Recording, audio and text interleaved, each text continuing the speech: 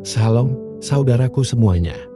Kadang yang paling melelahkan bukan soal pekerjaan, bukan karena punya banyak kesibukan, bukan juga karena perjuangan hidup yang penuh lika-liku cerita. Tapi yang paling melelahkan itu sesungguhnya adalah ketika hati sedang mengalami luka.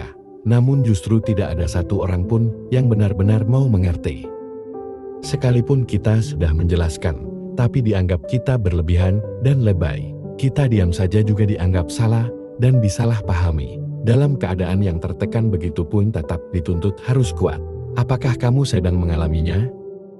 Ada masanya seseorang berhenti bercerita bukan karena ia sedang baik-baik saja, bukan karena ia sedang aman-aman saja, dan juga bukan karena ia tidak punya rasa sakit, akan tetapi melainkan karena ia terlalu sering tidak didengarkan. Orang-orang di sekitarnya menilai ia bukan sesuatu yang penting untuk ditanggapi, atau menilai ia tidak perlu ditanggapi dan bukan orang penting. Apakah kamu sedang merasakan hal demikian? Apakah keberadaanmu tidak ada seorang pun yang menerima dirimu?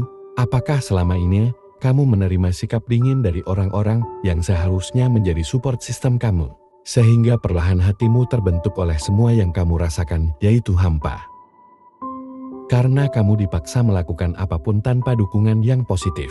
Kamu dibiarkan berjuang sendiri tanpa ada yang mau tahu bagaimana perasaan kamu.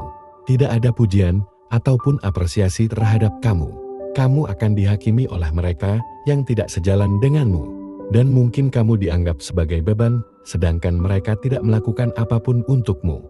Akhirnya, kamu merasa sepi dalam keramaian, merasa hampa meski tidak sebatang kara. Ini adalah perasaan yang valid dan hanya kamu sendiri yang berusaha keras untuk menerima kenyataan. Ada satu hal yang jangan kita lupakan. Manusia bisa saja tidak menerima diri kita. Kerabat dan keluarga bisa saja salah memahami kita. Dan orang terdekat pun bisa saja tidak peduli. Tetapi tidak dengan Tuhan. Kita masih punya Tuhan yang baik, yang peduli dan yang tidak membedakan siapapun.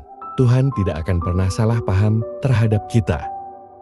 Saat Daud merasa sendirian, dikucilkan, dijauhi, bahkan ditolak dan ia tertekam, Daud berkata, Tuhan itu dekat kepada orang-orang yang patah hati, dan ia menyelamatkan orang-orang yang remuk jiwanya.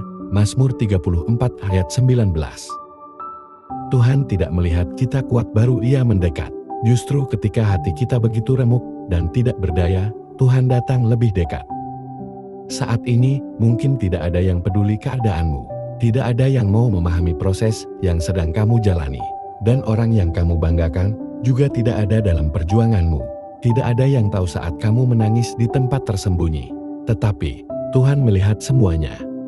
Tuhan melihat usahamu yang tidak dihargai. Tuhan tahu saat kamu menahan air mata. Ia dapat merasakan hatimu yang bertahan meski sudah lemah.